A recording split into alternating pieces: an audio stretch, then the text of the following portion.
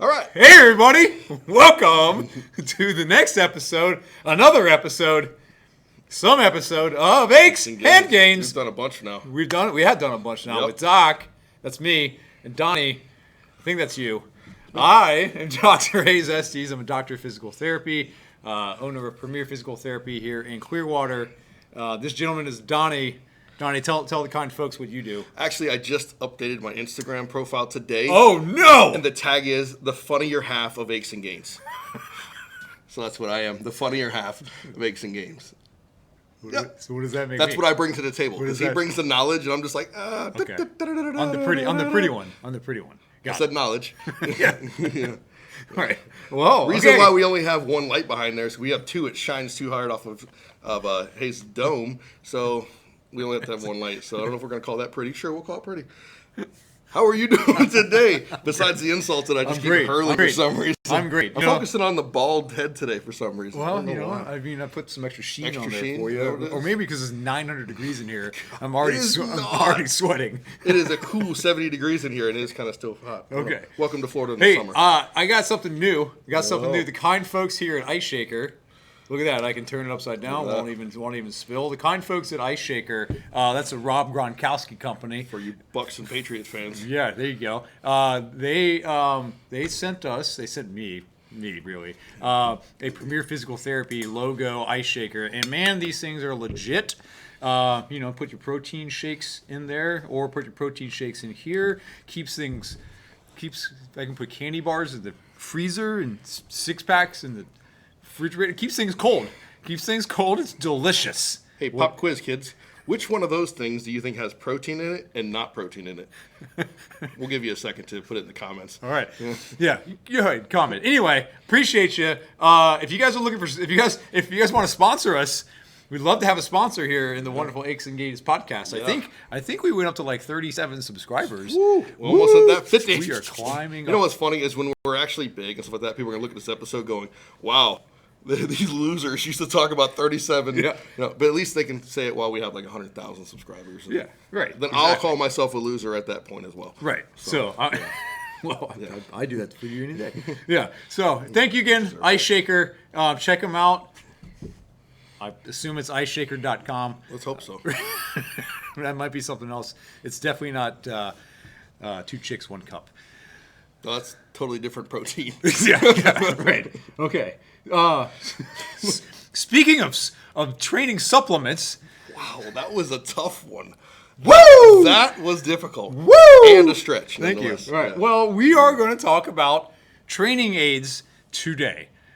Supplements to your training, not actual nutritional supplements, but things that you see people wear or use to improve their performance. And you notice that I'm already using the quotations regularly. Is it a tool or a crutch? because you're going to find out that this is yet another episode on false narratives. So sarcastic Dr. Hayes over here. Here we go. He's warmed up. I am ready. I'm fired up. Let's go. Yeah. So I wanted to start off with the hip circles. So, ladies and gents, but ladies, mostly ladies, when you're wearing the hip circles, so the hip circle, Donnie knows what I'm talking about here. We got two of them over there in the gym. We got this, elastic or thick, kind of resistance band that you put around your hips, and it's to help engage your hip abductors, your glutes, so that you can strengthen them a little bit better. And so we see them all the time at the gym. And Donnie, so you have 2 of them over here, Donnie. What's your experience with the hip circle? For lateral walks and monster walks, I think they're a useful tool to help gain, like you said, abductor strength. If we have anybody with severe knee valgus, that's the first thing I look at is see how their glute strength is there. So I'm a fan of them as a tool for strengthening that. Now, what I'm not a fan is, and I think this, I know where you're going is where they're kind of like the new belt for the guys in the 90s. Like you see the guys that walk into the gym, the first thing they did is put their belt on, and they walk out of the gym, the last thing they do is take their belt off. Yeah. And the entire time the belt was on for some reason. And I don't understand that because when I have my belt on, I have trouble breathing. So these guys apparently weren't breathing their entire workout, not just their set. It's amazing. So I think that you see these chicks that are doing this, they're doing bench press with their hip circles on. They're doing push-ups with their hips, everything's on a hip circle. And I think that is probably not, in fact, I'm going to go, that's not probably, it is not correct. It's not how to do it. At that point, it becomes a crutch. And at that point, you're really not even doing anything.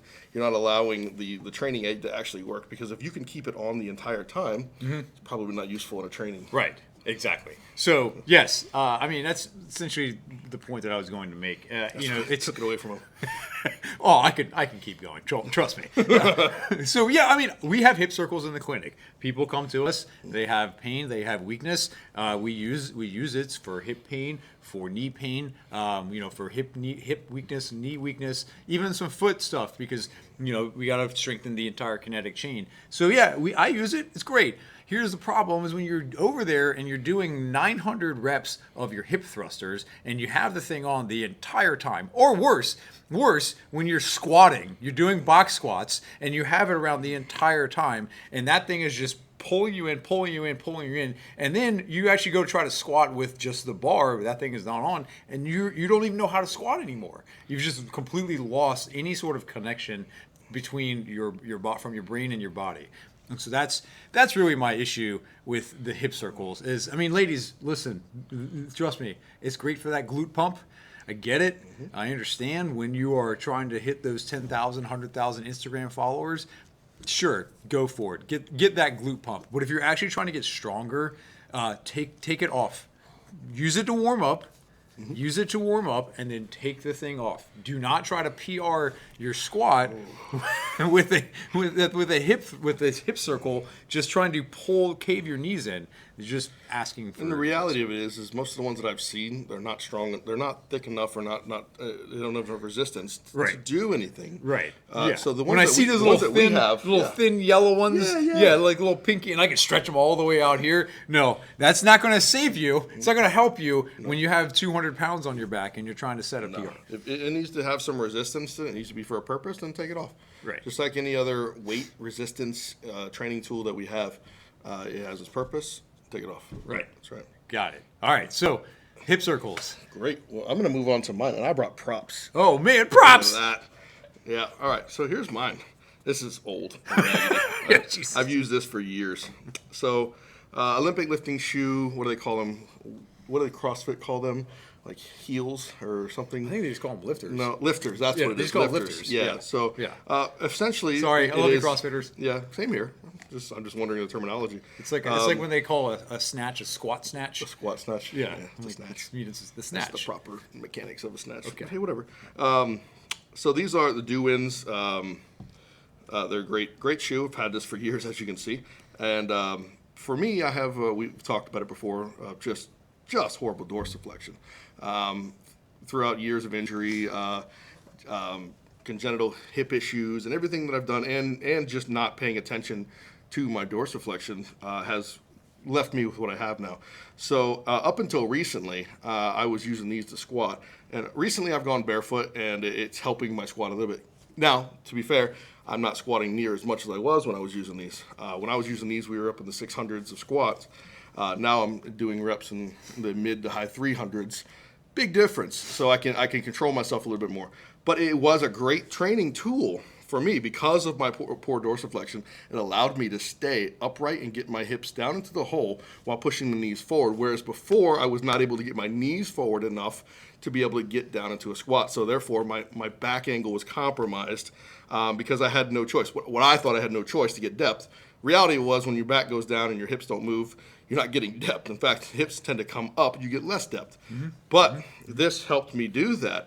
Now, I will say this. I've watched many people put these on, and it actually was a detriment to their squat. They ended up falling forward. And those are the people that usually have good mobility in the knees and hips, and the dorsiflexion is just fine, if not superior. For those people, please don't use these. Please. If you're able to squat down with a bar on your back or any kind of resistance on your back with no issue, no coming forward onto your toes, whatever, so please don't add these on because you saw somebody use them. These are a training tool for people and for Olympic lifters when they're trying to drop down completely to get underneath of a clean or a snatch. But for the average person, if you have horrible dorsiflexion, these can help you out. Don't lean on them. Train barefoot sometimes. Train with flat shoes to try to work on your dorsiflexion. But if you find yourself as a power lifter or a heavy lifter in a situation where you cannot get down to depth and you need to get to depth, these are a great tool. What do you got to say? Yeah. So kind of like the belt. It is something to use in limited fashion. So the belt will help me stabilize, especially under heavy load. I say 80% plus is what I usually say. 80, 85% plus, right, exactly. So it's one of those things where if I need to hit that depth, and it can definitely help me if I have limited, as you said, dorsiflexion, which we've done an episode of dorsiflexion. Go check it out. I forget what number it is, but it's great. Please. Yeah, absolutely. Yeah. It's it's informative. Right. And so you'll see Olympic lifters wearing them all the time. Okay, well, they have to get below, not just parallel like a power lifter does in a meet. They have to get well below parallel, so because the closer they get to the bottom of the hole, the easier it is to get underneath the bar, so they can then get the bar up over their head after doing a clean to a jerk, doing a snatch. So those people need it. And they need it all the time. I use lifters, so my programming, regardless of time of year or what I'm doing, I'm squatting at least twice a week, sometimes 3, sometimes more. If it's squats over, Donnie. Yeah. It's coming up in what, 6 months It's now? coming up soon. Yeah. Right. Maybe by the time this podcast comes out. But I love you, Ashley. But I will do at least one day a week barefoot, and I will do the other day a week where I will use my lifters. But even on the days I'm using my lifters, I'm going to warm up as much as I can and squat as much as I can to a weight as heavy as I can barefoot. Even if I'm doing front squats, I'm gonna go barefoot, and then I'll put on my weightlifting shoes, and let's just say, oh man, this feels so much easier, and then I can hammer the performance aspect of it. Once again, a performance aid, not a crutch. Right. Yeah. There you go. And in case I didn't explain it properly, all it is a gradual heel to a 3/4 inch heel. And it allows you to be a little bit further up onto the front of your foot, which in this situation allows you to get deeper into the squat by having some forward knee flexion. So it's nothing special. It's just I've seen some people who are broke and didn't have them. You wear dress shoes because they had a heel, and it worked well. I knew a guy 15 years ago. He couldn't afford lifters, and he had to literally use dress shoes, and it worked for him. Yeah, it was just the heel enough to get him forward enough to get the knee over the toe. So. Right. All right, my turn. Your turn. I do not have a prop for this one today because I didn't really want to spend $60 on this one. Oh, hey, wait, it's on sale on the website. It used to retail for $80. That is the So Right. I'm sure you have seen this just lambasted all throughout your social media pages. God forbid you watch ESPN. Right, exactly. And so this is a piece of plastic. Admittedly, so on the website, it's a piece of plastic that is designed at releasing your quotations coming back, releasing your psoas. Because according to the So Right website, the psoas complex is considered to be the soul of our body. Those quotations were not sarcastic; those are actually quotes. They regulate our fight or flight response, support our digestive organs, regulate our breathing, and aid in pumping blood and lymph through our body. All right, before we get to the absolute, Ashley, get ready, horse of that first paragraph. Let's talk about what this thing is trying to do. It's trying to be essentially like a self-massaging type of aid. So kind of like a lacrosse ball or foam roller where you kind of lean on it and make you use your body weight to help decrease pain and decrease the sensation of tightness. And at the end of the day, that's all that these things are doing. Temporary relief. Temporary relief of pain and restricted mobility. That's it. That's what we're doing. And I want to make sure, I'm going to expand on that. You're not actually affecting anything for future performance or relief. It's literally just temporary relief at that point. No, I am definitely not improving my fight or flight response by releasing my psoas. Is that coming from the doctor saying That's coming from Dr. Hayes, That's a right. doctor of physical therapy. Like, that bunk right there should be like that. Honestly, someone needs to just sue the crap out of them. But they probably have enough money because they're selling these GD things like hotcakes. Don't go spend $60 on this. Please don't. Right? So now I don't want to go too far, too long. I don't even know what this means about regulating the flight or flight response. But apparently, in the yoga world, I love yogis. I love people who do yoga. But the psoas is, if the psoas is tight, it can lead to chronic pain, chronic stress on your nervous system. And there's no real even rationale as to why they assume this happens. But because we all live and we have sedentary jobs, the assumption is that my psoas is tight because I'm sitting like this all day long cranking out TPS reports. And so Did you get that memo? Yeah, just making sure you got it. PC load letter. What the? So listen. None of this stuff is happening. I'm not going to improve my lymphatic system function. I'm not going to improve my blood flow by sitting or lying on a piece of plastic that's jamming up into my stomach. That's not going to happen. It may feel a little better. It may feel like someone is, massaging you, and massage definitely feels good. You get massages regularly. Yes, absolutely. I get massages regularly. Feels great. Absolutely. I love them. But it's not. I've talked about this before. These things, your body weight, your force. We do not have the force right then and there to release anything, break up any fascia, break up any scar tissue. There is a study done about, I think it was 12 years ago at this point, that what they found, the force needed to break up fascia and soft tissue was like 3,000 newtons, essentially equivalent to a steamroller rolling over a piece of soft tissue. Got it. So I don't know when the last time you bench pressed 3,000 newtons was. No. Maybe yesterday. But it's not, that stuff is not happening. All right. So if you want to go drop $60 on it, great. But you can go probably get the same effect by lying on a tennis ball or a golf ball, and that'll do the same thing. I agree. And, if they were just to be honest with it, hey, it's a temporary relief of pain that you probably should work on elsewhere with professionals. Yeah. I think it would be so much easier. The fact that they're trying to put all these big words and throw stuff in there that they assume you obviously don't know. So you're assuming that they're a point of they've got experts, they've got doctors, they're saying this. Of course they're right. They couldn't lie to you online. So it does say consult with your doctor before using because this product. that's so people don't sue them. That's why. And just like anything else, like you said, the lacrosse balls, this kind of stuff, they're temporary relief. Now, if anybody's ever had their psoas worked on, which I have, unfortunately, it is not an easy process. You have to dig up and under things, rib cage and this kind of stuff, to get to, especially to the attachment points is where usually is the problem. Yeah. And it's not a fun thing. Last thing you're going to want to do is that.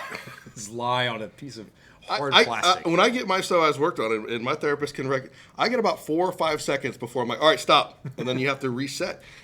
Then that's me laying still and somebody else working on me. You're not going to do it to yourself. So don't waste the money. Look at all the colors they got. Yeah, They got hot pink. Let's they just got- move on they before got we start light getting blue, into it. They got dark blue. They got red. They got black. They got you have props. Okay. I got props. More props. More props. Hey, this one. This is by a guy named Donnie Thompson. Donnie Thompson, and I'll give him credit, was the first man to ever total 3,000 pounds in a multiply powerlifting Okay, meet, maybe that guy can break up your soft. which is impressive. And he did it at, I believe he was in his late 40s when he did it. strong man. So extremely, and he's still around. He's still making stuff. In fact, there's a lot of products that he makes that are still out there. But this is the bow tie, produced by Spud, which was Mark, another powerlifter, and then distributed by your favorite Rogue. So this is simply it helps alleviate pressure off of the pec minor for people who are extremely, okay, I'm going to say it, guys that are extremely bench heavy that don't want to do any upper back work. So here we are, benching all day. Hey, let's do some rows. Nah. Let's do some rear delts. Nah. Let's do some band pull-apart. What are those? Why would I do that? Let's go bench I'm some squeezing more. my shoulder blades hard enough while I'm benching. This should be worked, right? Yeah, exactly. You only need to work one side of the body. That's it. And even women who refuse to focus on any upper body, and they have breasts that pull forward, and all of a sudden now your postures. This can help. Sure. It's just a training tool. What it does for me, and I actually purchased one. I spent $60 on it. It helps relieve pec minor issues that I have, because anytime I've ever had an injury with bench pressing, it's always been with the pec minor. I've never had an issue with the major or any of that. It's always been in the attachment point, right where it attaches into the delt.